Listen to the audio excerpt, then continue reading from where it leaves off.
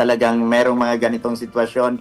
Meron pang areas na nagkaroon ng landslide sa Virac mismo, sa capital town. Merong area ang Gugon Sentro na nalubog din hanggang Bewang at sa kalagitnaan po ng bagyo mismo ay nagpa-rescue yung mga taga Gugon Sentro po.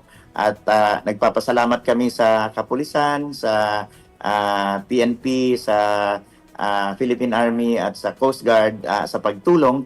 Ang mga residente po ng Gugon Sentro ay matagal na ring nagrereklamo sapagkat may itinatayo na mall doon at allegedly merong violation na ang mga waterways ay na tabunan at gayon din yung easement na 3 meters supposedly.